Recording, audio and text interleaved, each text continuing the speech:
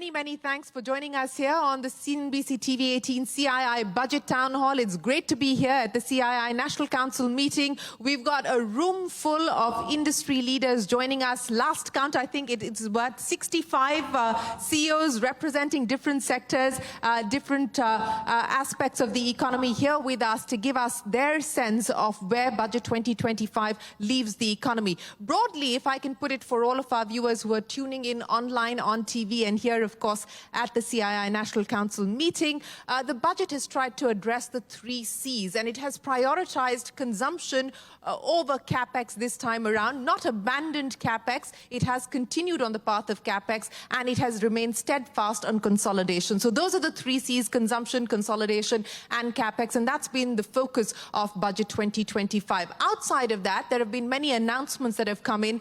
Deregulation has been the overarching theme of the economic survey, which was taken forward in the budget as well. But the promise of deregulation will start to take shape only over the course of the year as a committee is set up, and then the committee will, of course, give its recommendations. But the big one, and that I think is something that industry will look forward to, maybe not so much the tax experts, is the direct tax code overhaul. And what we've heard here on CNBC-TV18 from the secretaries themselves, they are promising to halve the number of chapters, halve the number of words, and bring in significant amount of simplification as far as the direct tax code is concerned. So that is going to be something to watch out for as well. But the mood, if I could call it, as far as CII was concerned, going into the budget was a fairly positive, strong mood of confidence. What does the budget deliver on now is the big question. So let me start by doing a quick dipstick here of the CII National Council. At the end of what the budget has been able to deliver in terms of capex, consumption, and consolidation, the first question to each one of you, and please raise your hands: do you believe that you are going to invest more in FY26 to add capacity to deliver on the promise of consumption? Those of you who are going to feel the need to invest more to add capacity because you expect a consumption boost, could you raise your hands, please? Well, that's a sizable number here that have raised their hands in order to add capacity. But let me throw it open to Sanjeev Puri, the president of CII. Mr. Puri, we spoke on the day of the budget itself, and now the fine print has been digested. The question to you: how soon do you expect this consumption bump up to take off? Well, thank you, Shereen, for being here with us. And let me start by again saying that CII has welcomed the budget. It's a budget that has been, of course, fiscally prudent, at the same time growth-oriented. And what is good is that it's focused on the domestic drivers, given that the world is in very difficult situations right now, leaving aside the tariff issues, but there are many more other concerns globally. So it's focused on the domestic drivers. It's focused on some of the areas that CII have also been advocating on: labor-intensive sectors, consumption boost. Also continued thrust on capex and making the economy future ready with investments in certain areas. And one very strong point in the budget was the focus on reforms, and which is very critical to unlock the potential of the economy in the medium term. So the journey of economic it's a journey of economic transformation. It's not that things change overnight. Yeah. But I think all the factors are favorable. So progressively, we do feel that improvement will happen, and the consumption boost is welcome. I think with the weather being better and agriculture crops being better, and hopefully we are also expecting some, the liquidity part the RBI has been acting on. Yeah. We also expect the interest rates to moderate soon. So all of this we won't together have to wait very long to find out. The MPC meets on the 7th, so that's right around the corner. So with all this, I think it's... So 25 basis point cut? 25, 50 hopefully. 25, 50 hopefully. Let's do another dipstick. How many here at the CII National Council believe that the MPC will deliver on a 25 basis point rate cut? Those of you who expect a 25 basis point rate cut, anyone in the 50 camp?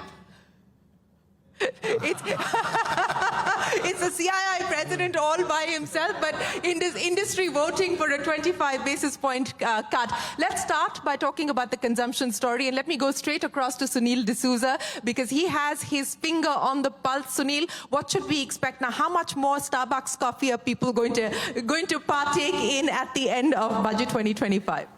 As I think Sanjeev said rightly, this is a very balanced budget. I think, and as you mentioned, I think capex being maintained and consumption getting driven. I do expect rural, there is a focus on growth with the Jal Yojana and the Kisan credit. So rural will continue and hopefully continue driving double-digit growth. Urban, I see the focus on MSMEs and therefore the focus on employment, coupled with, of course, the tax break.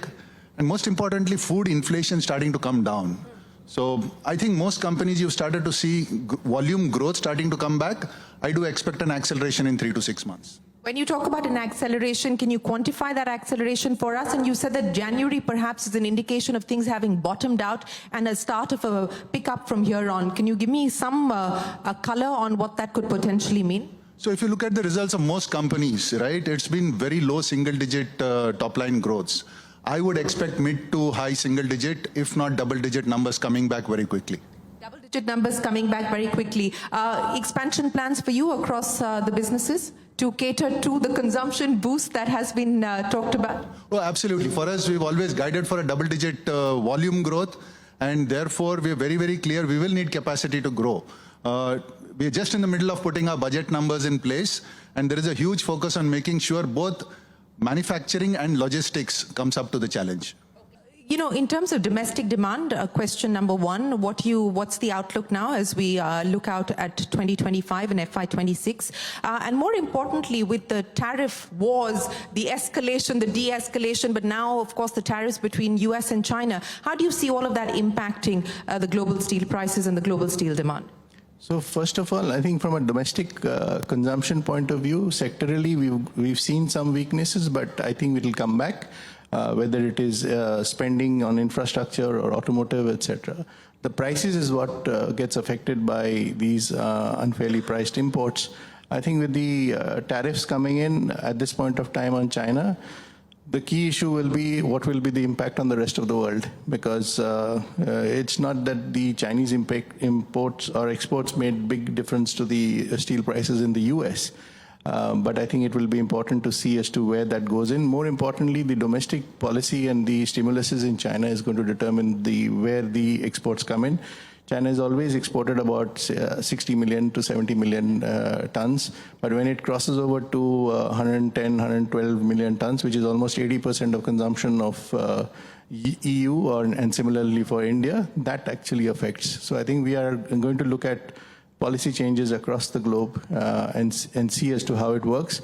But in the meanwhile, as there are almost about 30 countries doing investigation on China, we need to see as to how the Indian government plays up. And if that safeguard duty does come in, it will certainly have a policy certainty in terms of making capex investment in steel industry more attractive, which we want to do. And the underlying domestic consumption is way below the global average. So there's no question on the consumption story, and that will certainly continue to happen. And that will pick up, and of course we're waiting for a decision as far as the safeguard duty is concerned. Let me bring the other steel man into the conversation very quickly. Jayant Acharya, also here with us. Mr. Acharya, many thanks. Would you agree with what you've heard there from Mr. Kaushik Chatterjee and the expectation on the safeguard duty? I'll get the mic to you. We understand that the investigation is on. Has there been any feedback from the government on that front? Yeah, so I think, the Indian demand, as Kaushik rightly said, is really good. On the medium term to the decadal visibility what we have, I think India is going to see a very good story. So the steel industry has a large opportunity. I think incrementally, Shereen, what we see is that every year, about 15 million tons of demand will be generated additionally. Because this year, we're going to generate about 14 million tons of demand. To put in that kind of capacity, about 7,000, let's say $1 billion to 1 million tons, the industry requires to earn to be able to blow that back. What we are investing in heavily, what we are worried about is that the trade flows which are coming into the country, we need to put up policies to see that we don't get hurt. Otherwise, I think from a consumption story, the budget has been really good. While CapEx, we would have expected a little better, but I think I understand her constraints, and they have continued CapEx to be at a level of 11 lakh crores 10% or 17% up, whatever you said. Should be good. I think only the restriction which we see is trade flows, especially from China and FTA countries. Well, let me bring Bharat Puri into the conversation as well. Mr. Puri, many thanks for joining us, both on domestic demand as well as what we can see in terms of growth accelerators from here on. I would say, Shereen, this budget is very welcome. You know, in our opinion, the economy needed capex, it needed consumption, and it needs jobs. Capex is continuing. Hopefully, consumption will get a boost. It will take 3 to 6 months, but it will definitely get a boost. And jobs will obviously follow both consumption and capex, and hopefully skilling and ease of doing business. So overall, from a demand perspective, I would say we're now positively optimistic rather than cautiously optimistic, but it may take a little bit more time. What is the difference between positively and cautiously optimistic in numbers? If you can quantify the difference so that we can get a sense of, you know, how you move from caution to positivity and what that will translate into. Very simply, cautiously optimistic is growing at GDP rates, and positively is 1.5 to 2 times GDP. So you moved now to positively optimistic, so ahead of the GDP growth rates. Well, that's Bharat Puri giving us a sizable headline there as well. Mr. Mukunda, let's talk about manufacturing. And I think the message coming in from the government through the budget as well as the economic survey is very clear that, look, we have done what we can as far as capex, consumption and consolidation is concerned. Profitability is at a 15-year high, and private investment now needs to do the heavy lifting as well. The baton needs to shift from the government to the private sector. In light of that, you know, what would you expect now on the manufacturing front? You know, where is capacity utilization already at 80–90%? Where do you believe, which sectors do you believe will drive, you know, additional capacity? Yeah, thank you, Shereen. I think let me just say on broadly, once the utilization goes to 70 to 80%, people start thinking of investing. But the way I frame the budget is it's a budget which triangulates 3 things. One hand, it continued the fiscal glide path. Second hand, it sort of focused on consumption because that driver was needed by putting more money in the hands of. Also, it did not forget about jobs because the sectors it focused on was MSME in manufacturing. It focused on exports to plug into the global value chain. And also it focused on agriculture where bulk of people are employed. But when you do this, one of the things which happens is that you have to take money from somewhere else, and then let's say it has been taken away from capex. Now, what government has done is saying that the capex now will be done in partnership with private sector. The key point which Rajiv highlighted, that will drive momentum. But to do that, you need to have trust. And this is the first budget. I actually counted the number of times trust word was used. How many times? 10 times. 10 times. And it was the key message. I thought it was a key message from the government saying, let's build on trust. And that goes to the whole reform process, ease of doing business, decriminalization laws. So I think in many ways, they have focused on that piece. On top of that, I think to drive home the point, sustainability point is not lost out. I think the setting aside for nuclear power plant, this 100 gigawatt and giving 20,000 crore for the first BSR, I think it's a game changer in many ways because if we have to decommission our coal-fired boilers by, let's say, 2050, we need to get into this game. So they've not lost sight of that. On top of that, I think there's also a budget which has said that let's bring partnership with everybody, including skilling, environment and other environments. So all in all, very balanced budget. Manufacturing sector, I think, will follow the demand.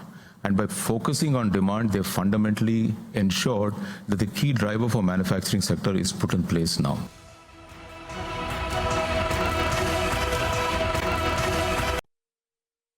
Let me bring everybody in here, and if anybody has a comment to make, since we are talking about a rate cut, and of course Sanjeev Puri believes a 50 basis point rate cut is perhaps possible, but even if it were to be a 25 basis point rate cut, with the kind of global uncertainty that we're dealing with the tariff wars that are currently underway, the impact that it's having as far as the currency is concerned on commodity prices, what would the key risks be that you're factoring in today?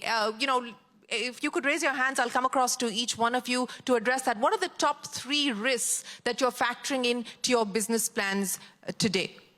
Let me start by asking you, Mr. Mukundan, and then we'll come across. So I think the key point which you highlighted, one of the first point was the fiscal consolidation. Let me get back. It's extremely critical because that's where the rating agencies come in, and that rating has an impact on what rate we can borrow external capital, and also it has an impact on the internal capital interest rate. So I think by moving on the fiscal consolidation path, government has made it extremely robust to raise finances. And we are very much a capital hungry country. I think we can't run away from that.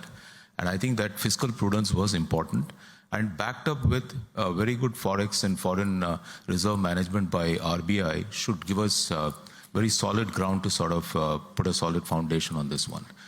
Let me also add a point on the multiplier piece, because I want to go there.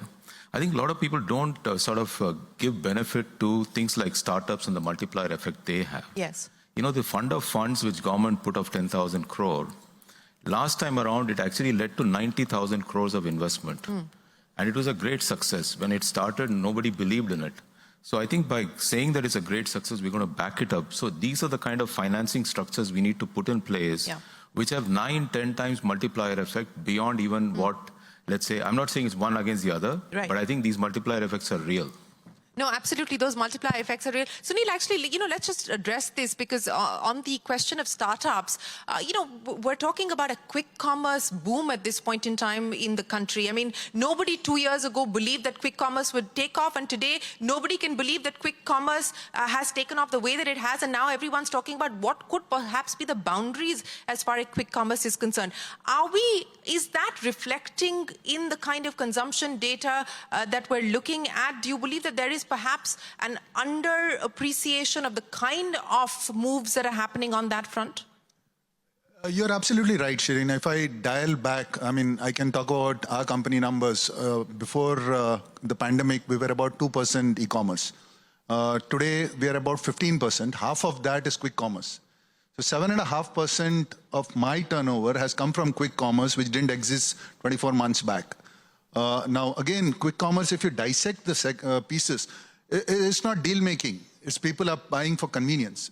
I mean, all the big players out there are not discounting to draw consumers. Consumers are finding convenience. So I think this is a trend here to stay. So you're saying it's not a discount-driven model. It is much more than that. People are willing to pay for convenience. Absolutely. I mean, when you hear the iPhone being bought on quick commerce and mixer grinders being bought on quick commerce, it is not, there will be a certain amount of deal making out there. There is immense competition. There are 5-6 big players, and there'll be a shakeout at some point of time. Everyone is investing big time. But if you look at the top 3, they are driving it basis convenience and driving it basis order value. And therefore, I would think it's a much more sustainable model, and it will continue to grow. Aditya, you wanted to come in?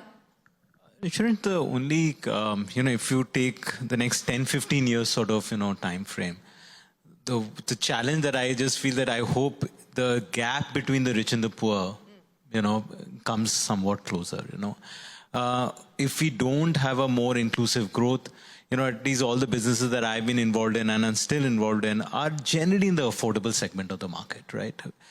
And that affordable segment of the market, that consumption will only go up when people have that, time to, and the money and the resources to spend after they've spent, money on rent and school fees and energy costs and stuff like that.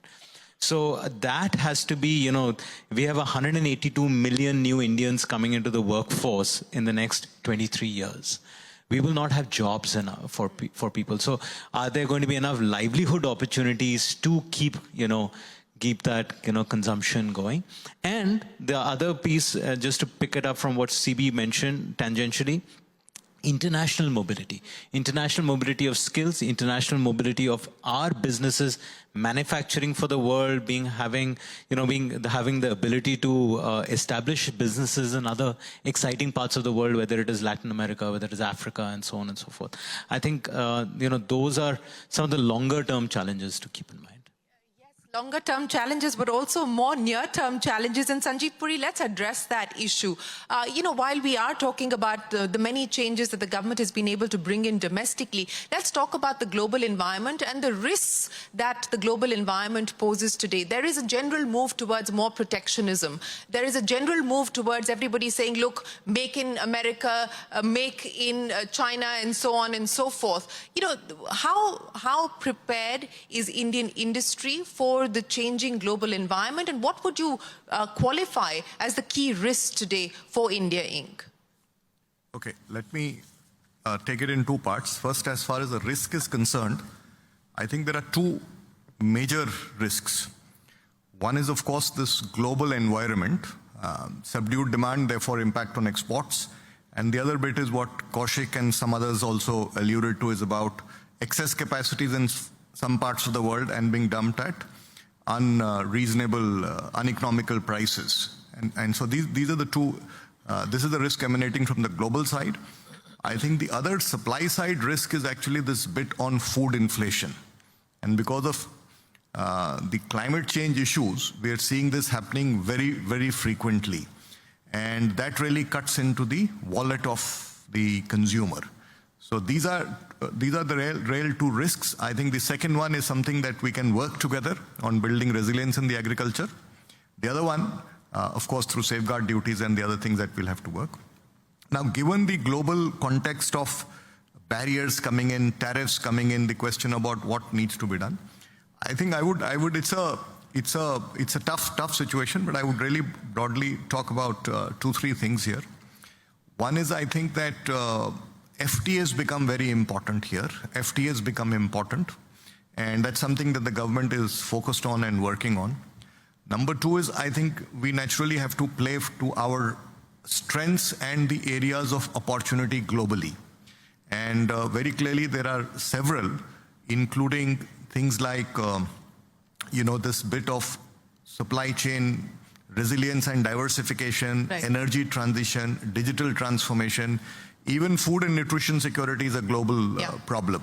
So so we really have to play to our strengths, and these are areas where India can play a lot of role. In some, we are very well prepared. In some, of course, investments have to be made.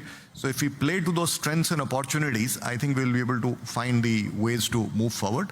And the third is that we should focus more strongly on the domestic drivers of growth, which is where I think the budget has given a lot of emphasis, because that's something that we must recognize, that India is a consumption-driven economy. 60% is consumption, and the opportunity to expand consumption in India still remains massive. So domestic drivers of growth, I think, have also become very important in this context. Yes, let me also take the opportunity to welcome here, as part of our program, the Chief Minister of West Bengal, Mamata Banerjee, joining us here to address the National Council of the Confederation of Indian Industry. We're talking about the state and center compact, states going all out to also woo investors. And here is Mamata Banerjee, the Chief Minister, offering a beautiful flower to Sanjeev Puri here as the President of CII, in the hope of getting industry to invest more in the state. Many, many thanks, ladies and gentlemen, for joining us here today. Thank you very, very much for this very special conversation. Thank you very much to everyone.